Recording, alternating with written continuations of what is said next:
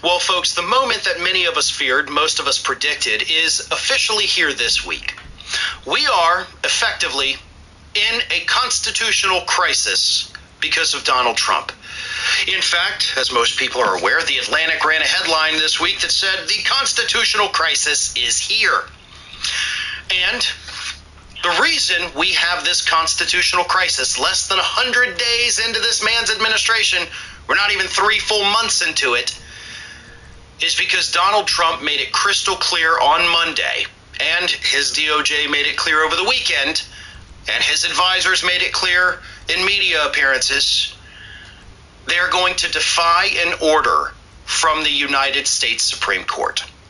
That order, of course, is to facilitate the return of Kilmar Abrego Garcia, who was wrongfully deported to that torture prison in El Salvador. Trump says he can't do it. Bukele, president of El Salvador, says, I'm not going to do it. He's openly defying a Supreme Court order. On top of course, all of the other, federal court orders that his administration has also ignored. But this is the constitutional crisis because the Constitution calls for a system.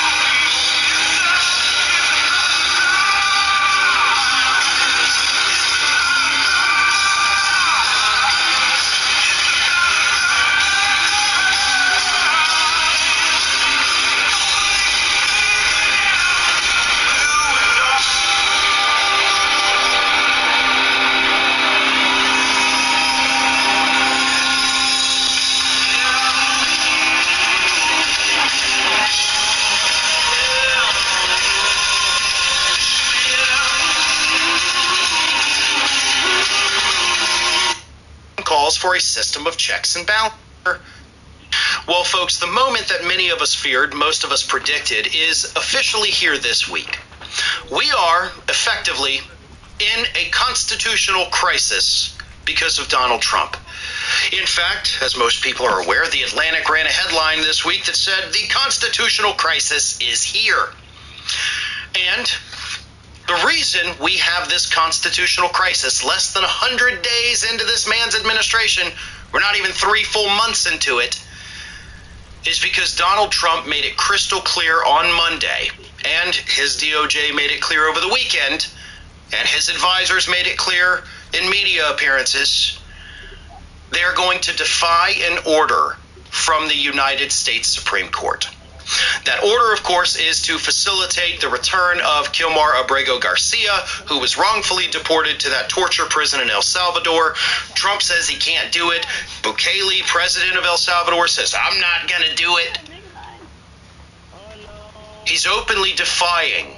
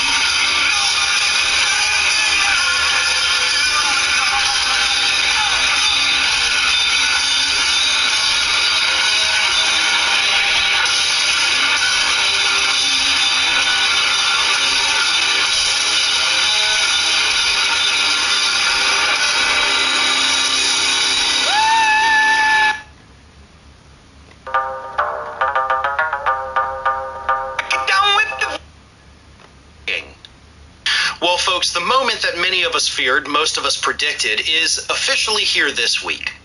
We are effectively in a constitutional crisis.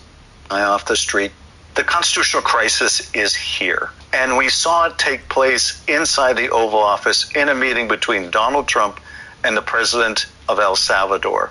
Here's the president of El Salvador saying that he will not return a man named Kilmar Abrego Garcia, wrongfully sent out of the United States in violation of a court order. Do you plan to return him? Well, I'm supposed to have suggested that I smuggle terrorists into the United States, right? It's always how can I smuggle? How can I return him to the United States? Like, I smuggle him into the United States, or what do I do? Of course, I'm not going to do it. It's like, the question is preposterous. That's right. He says it's preposterous to suggest that he could return a man that was wrongfully sent to his country and is now languishing in a maximum security prison. But more important than what Mr. Bukele said is what Donald Trump said. Here's Donald Trump in that meeting. I said, homegrown's the next. The homegrown's built. You got to build about 5 more places. Yeah. So that's right. There's Donald Trump saying, we want to send you more people. In fact, we want to send you homegrown people. We want to send you American citizens for you to imprison in maximum security prison in El Salvador. So why is this a constitutional crisis? It is a constitutional crisis because the administration is under a court order to return this wrongfully deported man to the United States to facilitate his return. And far from taking any step to facilitate his return, in that meeting in the White House, Donald Trump essentially told the Supreme Court to pound sand. Because far from what he says is what he doesn't say. And that is nowhere in that entire meeting does the President of the United States ask the President of El Salvador to return the man wrongly sent to a maximum security prison in his country. It just never happens. So let me give you a quick nutshell on this case. Let me give you a quick reminder of what this case is about. So the administration grabs this guy off the street, Kilmar Abrego Garcia. He is from El Salvador originally. He came to this country illegally, but a court found that if he were returned, he might be the victim of gang violence. So there was a temporary order not to deport him. In violation of that order, the constitutional crisis is here. And we saw it take place inside the Oval Office in a...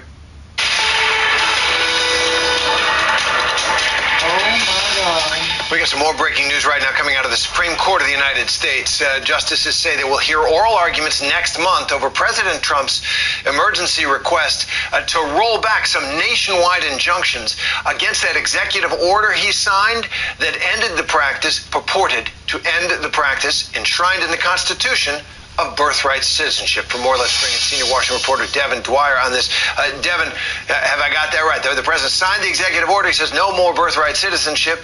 Several states sued, and judges in those states called a timeout, can't execute this order. Now what? Right, Terry. He sought to, on day one, overturn the mandate of the 14th Amendment of the Constitution, which says anyone born in the United States and subject to the jurisdiction thereof is a United States citizen. Donald Trump signed that order wanting to eliminate that, set the wheels in motion to have his administration set out new guidelines, new regulations for how citizenship is awarded in the United States. 3 different federal judges in different federal courts, different states around the country issued nationwide injunctions against that order, putting it on hold while that question is litigated. The Supreme Court answered the question 128 years ago, Terry. It said that the 14th Amendment means what it says. People born in the United States are U.S. citizens. Trump thinks he has a different interpretation. He went to the Supreme Court, Terry, with this emergency request asking the justices to look at it again. But first, he said he wanted them to roll back the nationwide injunctions that these judges had issued to allow his administration, at the very least, to begin to to study and to put into practice some regulations. That is the question the Supreme Court said just moments ago it will take up. Are these nationwide injunctions by 3 district court judges applying universally, are they too far? Are they too sweeping? Did they go too far? But the bigger question, of course, is his order constitutional? And the justices may well wade into that as well when they hear arguments in this case on May 15th. And the fact that they're taking it up in this expedited manner means we could get an answer from them by the summer, Terry.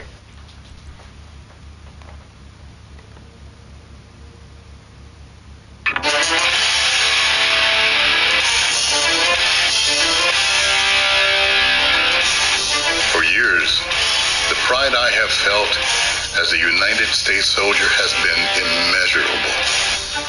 For we truly are an elite force.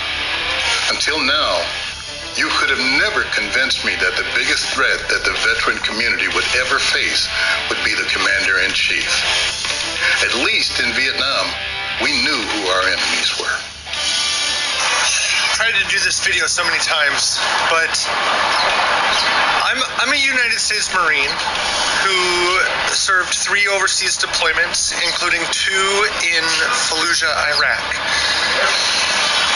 I have 3 great uncles who fought in Europe during World War II and 1 who was in the Pacific at the same time.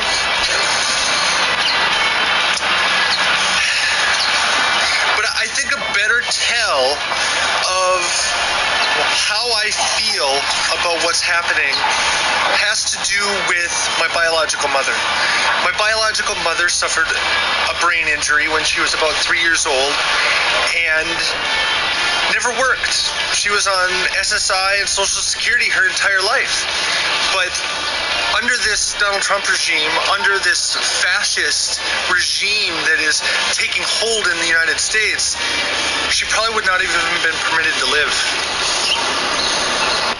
Howdy, my name is Curtis.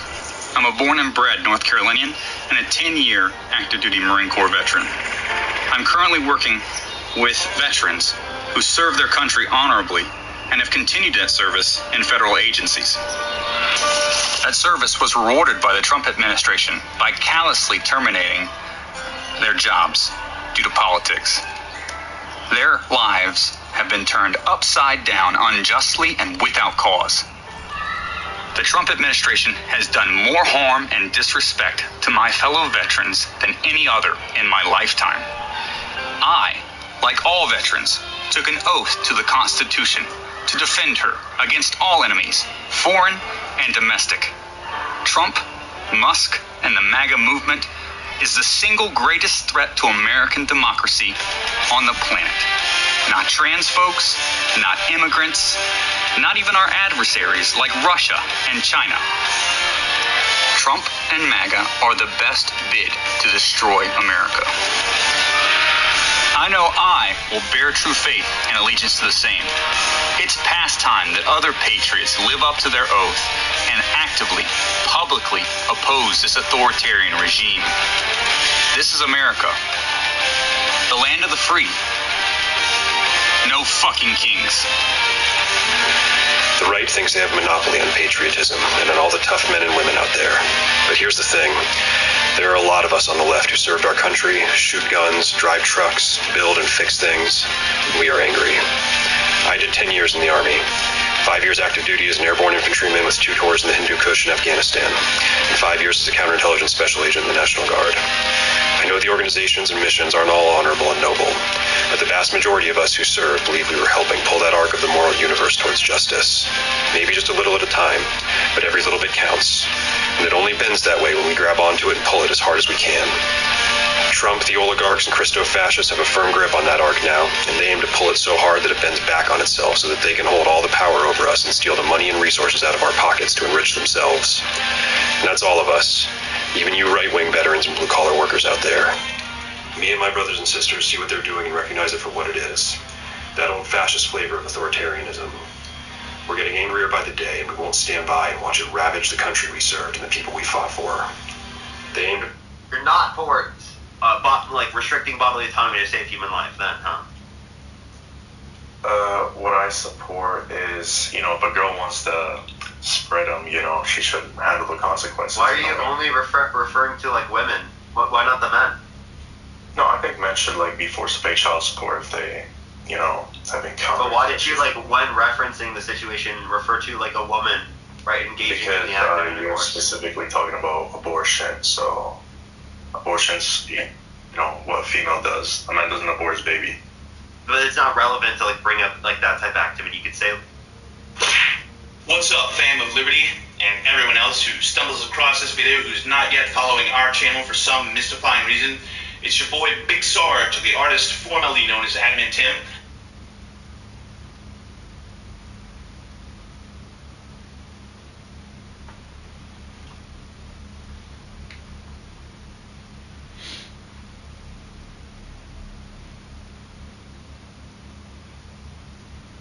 He's trying to do it to the whole world, though.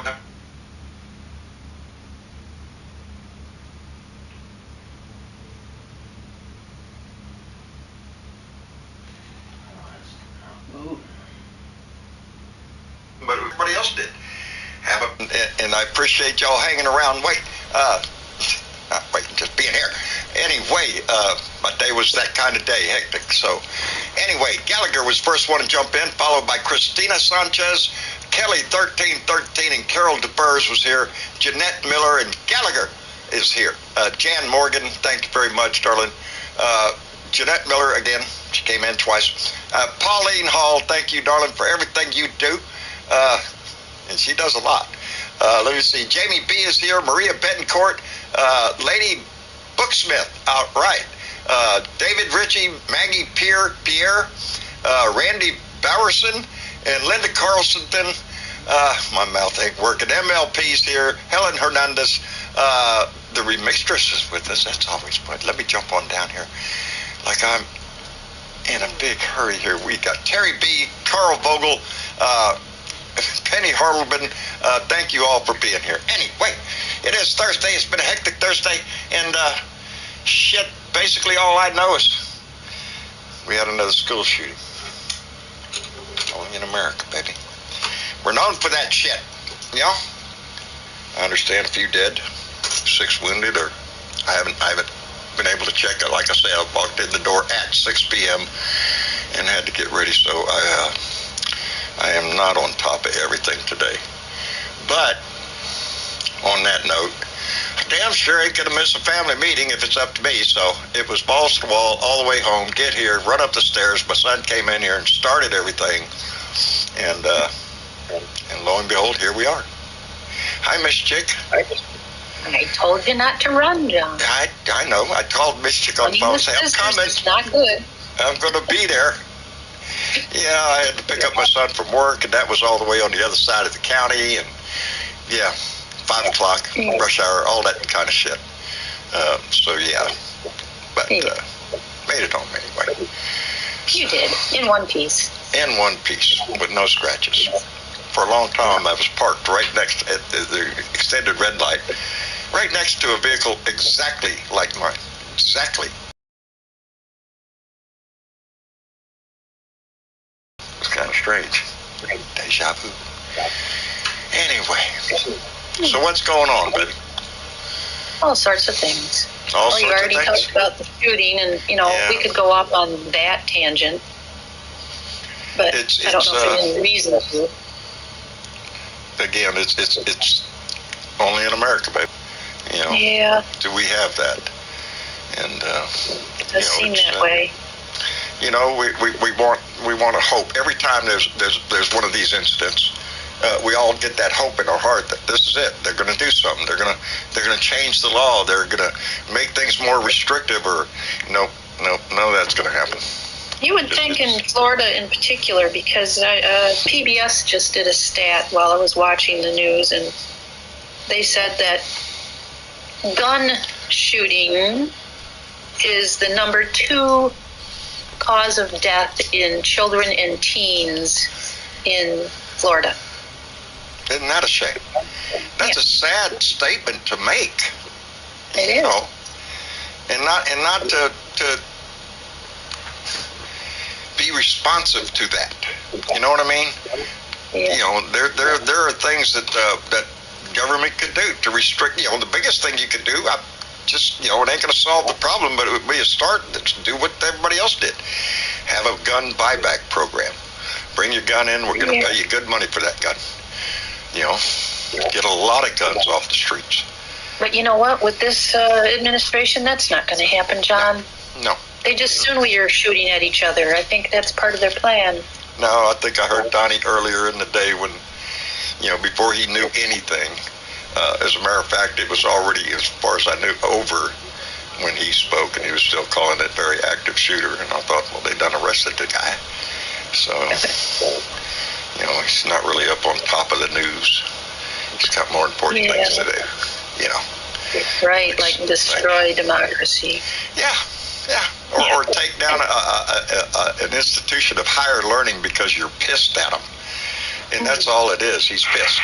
He's going to take away Harvard's funding. They're going to take away their tax-exempt status. He's going to do this. He's going to do that. Why? Office in a meeting between the constitutional crisis is here. The constitutional crisis is here. The constitutional crisis is here. And we saw it take place inside the Oval Office in a meeting between Donald Trump and the president of El Salvador.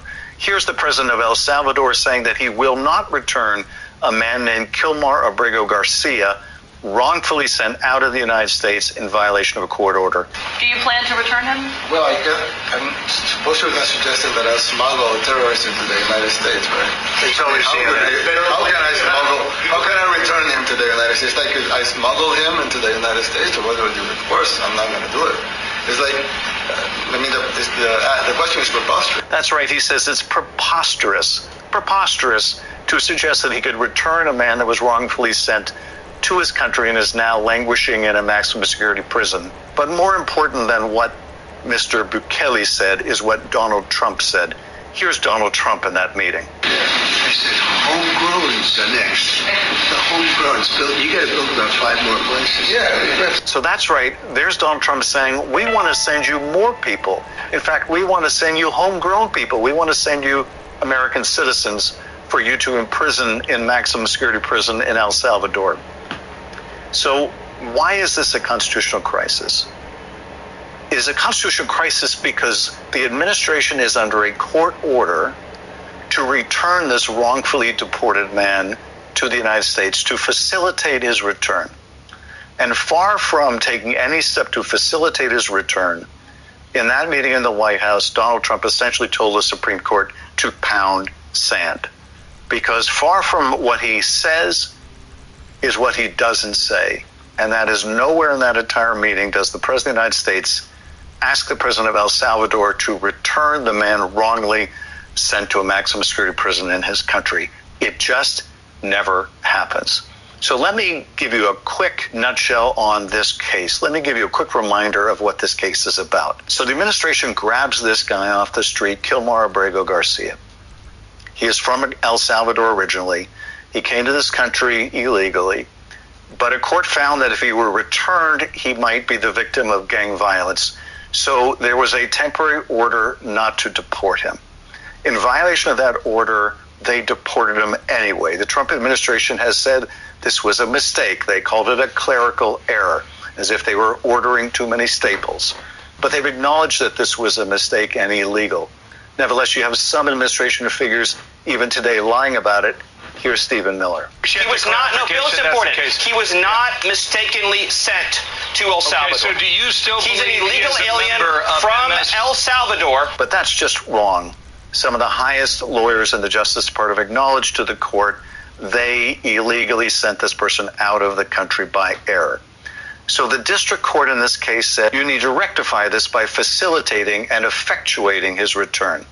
The Justice Department appeals that all the way to the Supreme Court, saying we have no such obligation. This is the president's sole power to conduct foreign policy. We don't control what El Salvador's, we're powerless. And what's more, we're not even going to tell you about these negotiations with El Salvador because they're covered by state secrets. The Supreme Court, in a 9-0 opinion, says that the lower court was right to order the administration to facilitate his return. but it's unclear what the district court meant about effectuate. And the Supreme Court says we're sending it back to the district court to decide how to effectuate this, given that the court can't trample the administration's power over foreign policy. Now, in that Supreme Court opinion, Justice Sotomayor, writing for others in a concurring opinion, pointed out that the logic of the government's position is that they can send anyone out of the country to a maximum security prison, including American citizens, and claim they have no power to rectify the situation as long as they send them out of the country before a court can review the matter. If we go down that road, it is the road to tyranny. Without a doubt, it is the road to tyranny. So now the case is back with the lower court. And the lower court has the evidence of this White House meeting. It has the evidence of Donald Trump failing to even request the return of Kilmore Abrego Garcia. Now, I can't tell you what effectuate means and where effectuate runs into the president's power of foreign policy. But one thing is abundantly clear, and that is there was no effort made to facilitate Garcia's return. Crisis. Well, folks, the moment that many of us feared, most of us predicted, is officially here this week. We are effectively in a constitutional crisis because of Donald Trump. In fact, as most people are aware, The Atlantic ran a headline this week that said the constitutional crisis is here. And the reason we have this constitutional crisis less than 100 days into this man's administration, we're not even 3 full months into it, is because Donald Trump made it crystal clear on Monday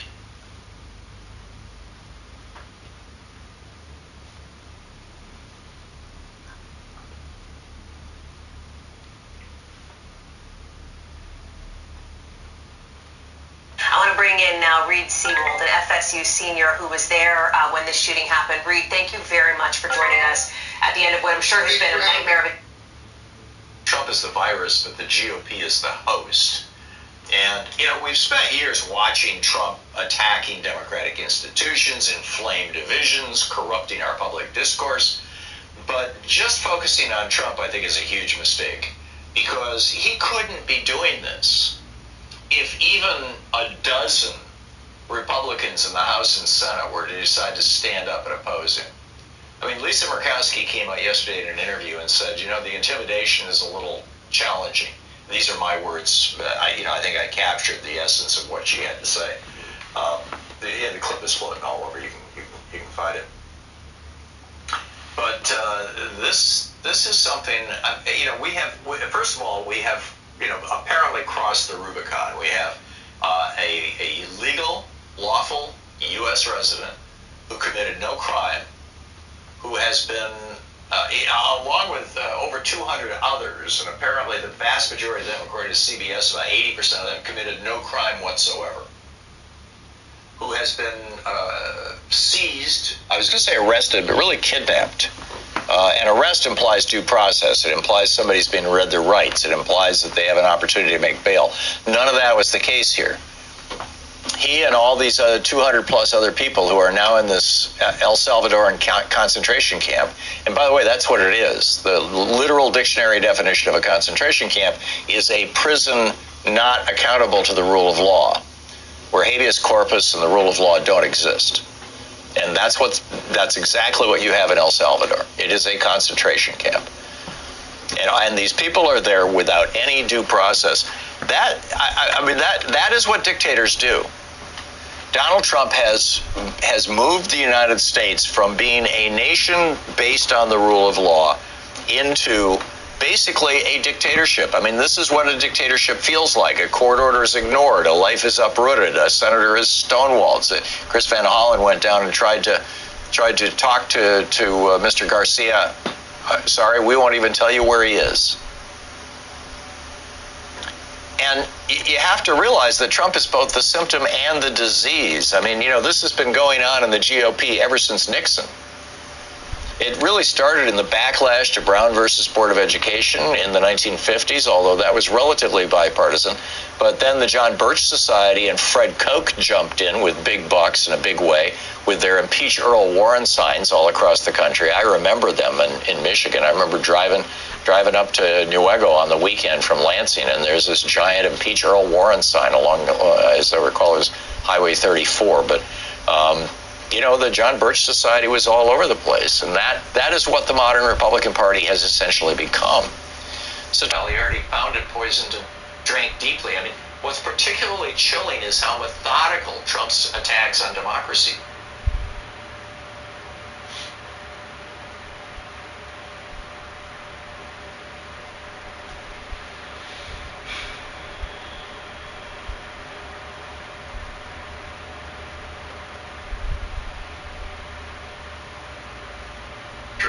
Is we are the most scientific. 5, 4, 3, 2, 1. We are live, coming to you live. It's Lickman Live. What happened there? Say hello to the people, Dad. Hey, good evening. Good evening. It's war. Whoa. It's all out war. Whoa. The Trump administration is waging war against our oldest and one of our finest, most prestigious universities, Harvard University. I have to disclose, I am a Harvard alum. Yep. I received my PhD from Harvard, I hate to admit it, in 1973. When I was 9. I was very wow, that's precocious. But my comments had nothing to do with my Harvard affiliation. And by the way, a lot of our federal judges have Harvard law degrees or Harvard undergraduate degrees, or both. I hardly stand alone here. And when I use the metaphor of war, I'm not exaggerating. The Trump administration has waged all-out war against Harvard University, withholding billions of dollars in vital federal aid. And let me make clear, this aid not only harms Harvard students, faculty, and affiliates, it harms every one of us, because a good bit, maybe most of that aid was going for medical research and scientific research in areas like cancer and tuberculosis and Lou Gehrig's disease. So don't think it only affects Harvard. It affects every American, because one of the things that have always been a highlight of this country is we are the most scientifically advanced country in the world, and that is the result primarily of... This is again Oakland, Iowa. Actually, Brandon Kopic has it. Going back to Brandon. Brandon Kopic has a huge inflow going into this supercell. This is a southern storm, so north of Sydney, Iowa. I'm looking at the area of interest right now. And I know he's echoing. I can't do much about that, but...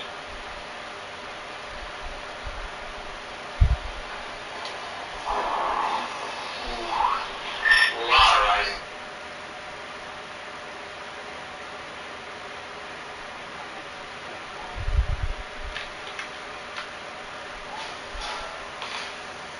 The key should be here somewhere. It's apartment 23. Goddamn, what do they got, like a whole little hangout area outside the apartments? He should be somewhere. What did he say? Henry. Mindless moron living here. I'm so sick of you. Sick of hearing this hippie music every single night. Sick of all your shady living friends banging on your door and discussing things loudly in the hallway, making my life click down. Boy, oh boy. Hey, not a back, not the nurse, but Yeah, it was a pretty tough neighborhood from what I see. pretty tough neighborhood. Therefore, the cursor seems to move pretty fucking quick on you. Can you use keyboard and mouse? On Xbox.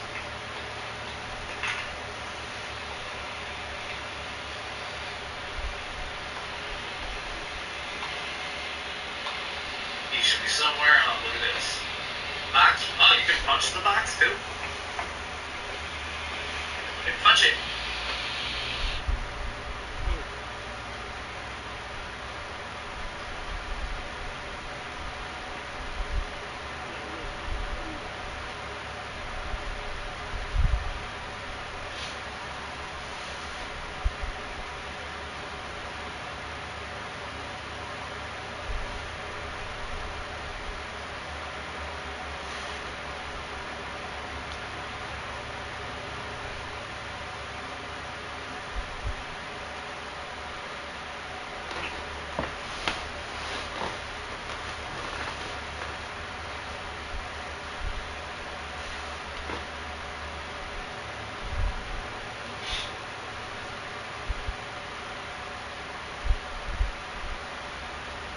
which says, in the modern world, dictatorship takes place not at the point of a gun, but in the opening of a book. That is through control of what we think and what we believe. And that is exactly what this assault on Harvard is all about. They are getting into Harvard admissions, Harvard curriculum, Harvard teaching, because they want to impose on every educational institution in America the distorted, conservative orthodoxy that we saw represented in the 1776 report at the very end of the Trump administration. I've talked about this before. It is such a distorted effort to look.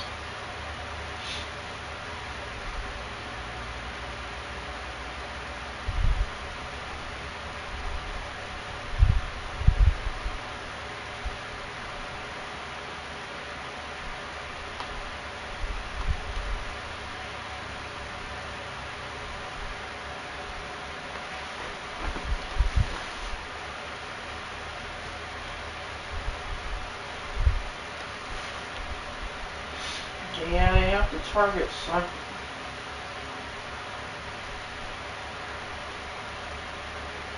And our society that Trump and his allies are trying to impose on us as part of this spin dictatorship. We've already seen it happening, and I've been an expert witness in a number of these cases at the state level in the imposition of this orthodoxy. Places like Texas, Florida, Iowa, North Carolina. Nicholas Kristof has covered extensively over many decades authoritarian governments, and he validates the idea that attacks on education, on what we're taught and what we believe, is central to authoritarianism. He's talking about the attack on Harvard, which is just the opening salvo in the attack on all institutions of education. Nicholas Kristof says, much of this at Harvard echoes what I've seen abroad. In China, the government has cracked down on elite universities, crushed free-thinking journalism, suppressed lawyers, and forced intellectuals to parrot the party line. In other words, the model here that Trump and his administration is following is not a model of democracy, free speech, openness. It's the Chinese model of authoritarianism. Moreover, when it comes to using the IRS to punish Harvard, that was openness. It's the Chinese model of authoritarianism. Moreover, when it comes to using the IRS to punish Harvard, that was one of the most notorious things that Richard Nixon was doing in Watergate, using the IRS to punish his enemies, and it's one of the things that drove him from the presidency. There are laws prohibiting anyone in the executive branch from using the IRS for political purposes. In fact, the Obama administration was accused of politicizing the IRS for not granting tax exemptions, supposedly, to right-wing organizations. And guess who rose up in outrage and denounced the political use of the IRS? Ronald Reagan. No, this is under Obama. Reagan was dead. Oh. All right. I don't know. Who do you think? Donald Trump. Sure, Trump. Quote, I will never allow the IRS to be used as a political weapon, unquote. Donald Trump. Donald Trump said something that he didn't actually follow through with? That's crazy. That's hard to believe. It just wasn't Trump. J.D. Vance, quote, if the IRS can go after you because of what you think or what you believe or what you do, we no longer live in a free country, unquote. Ted Cruz, quote, I can assure you that were this a Republican president, or a Republican president doing what Obama was doing, a Republican attorney general, and a Republican IRS that were targeting Democrats, I at least would speak out just as vigorously against it, because if we are going to respect rule of law, The apparatus of the federal government cannot and should not be used as a partisan tool to bludgeon your enemy, unquote. You're telling me that these guys don't have a real moral compass and they just say things based off of their partisan position and ideology?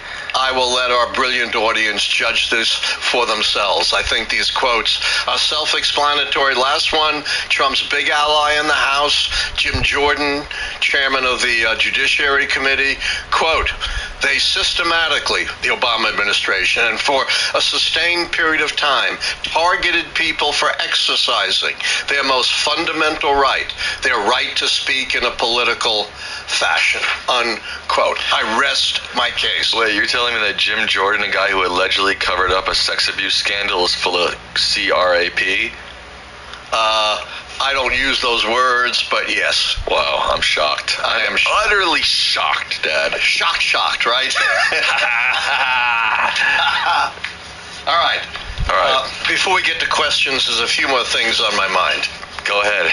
You've heard me talk at length about the admittedly mistaken deportation of Abrego Garcia to a place where the court said he cannot be deported to, not just being deported to El Salvador, but put into this hellhole of a prison directly in violation of the constitutional prohibition, Sam, against cruel and unusual punishment, which applies to anyone, not just U.S. citizens. But leave that aside. Just when you thought they couldn't go any lower, they go lower. They have dredged up whatever dirt, however fabricated they can, on Abrego Garcia, even though it has nothing to do with the legality of what they've done. You know, they've compared him to Osama bin Laden. They've called him a terrorist, a gang member, habitual wife beater, you name it. Whatever dirt they can find, they've used to smear Mr. Garcia, even though they haven't proven anything, and it's irrelevant to the whole question. In fact, not Abrego Garcia, but who was civilly convicted of sexually abusing and hurting a woman? Donald J. Trump. Yes, and who was convicted of 34 felonies? Not Abrego Garcia. Donald J. Trump. Exactly. But all of this is irrelevant. We just today had a Court of Appeals decision. Remember what the lower court said. Facilitating does not mean doing nothing. It does not mean, if he's back here, we'll let him in and then deport him. That's nonsense. Facilitate means facilitate. You got to do something to bring him back. I just saw, a couple of hours ago, Trump claiming I can bully all of these foreign nations into fundamentally changing their economic policies. Major powers like Japan and Germany. But I can't get this tiny nation of El Salvador with policies. Major powers like Japan and Germany. Trump claiming I can bully all of these foreign nations into fundamentally changing their economic policies. Major powers like Japan and Germany. But I can't get this tiny nation of El Salvador, with which I am pouring millions of dollars in to finance their prisons. I can't get them to release this one guy. And the funny thing is, too, the Trump administration got the Tate brothers here from Romania, who are under investigation. They might have even been under trial for serious investigation. Right, for rape, extortion. I'm not sure if extortion was on it, but certainly sex trafficking, yes, et cetera, et cetera. So they did that with Romania for two criminals, right, or alleged criminals at least. At least indicted or alleged. Right. There is no. Garcia has never been indicted for a crime, either in El. So while Democrats are unable to get access to El Salvadoran death camps, the death camps, Republicans are just waltzing right in, then regret access. So let's read into the article. A Republican lawmaker was granted access to El Salvador's notorious super prison, while a Democrat senator's request to visit the detained U.S. citizen Kilmar Abrego Garcia was denied by President Nayib Bukele's government. Representative Riley Moore of West Virginia's 2nd District shared photos from inside El Salvador's high-security terrorism confinement center on Wednesday. Maryland Senator Chris Van Hollen also visited El Salvador Yesterday, Chief U.S. District Judge James Boasberg of D.C. said that he is going to be launching official proceedings to determine whether. Yesterday, Chief U.S. District Judge James Boasberg of D.C. said that he is going to be launching official proceedings to determine whether or not members of the Trump administration defied his order not to deport the Venezuelan migrants from the country using the wartime Alien Enemies Act. Again, that's only been invoked 3 times before this, and all 3 were in wartime. The Trump administration is, Boasberg says that they likely were in contempt and should face criminal contempt charges. But he's given the Trump administration 1 week to respond. It's a 46-page order where he outlines how the Trump administration defied this court order to turn the planes around. And I just want to read a little bit of the beginning memorandum part. Here is how he summarizes it. On the evening of Saturday, March 15th, 2025, this court issued a written temporary restraining order barring the government from transferring certain individuals into foreign custody pursuant to the Alien Enemies Act. At the time the order issued, those individuals were on planes being flown overseas, having been spirited out of the United States by the government before they could vindicate their due process rights by contesting their removability in federal court as the law requires.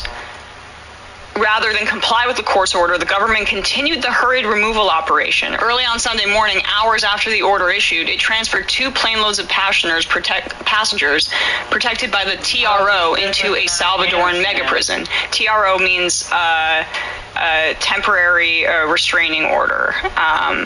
And that's what the Trump administration was in violation of, according to Boasberg and also just common sense.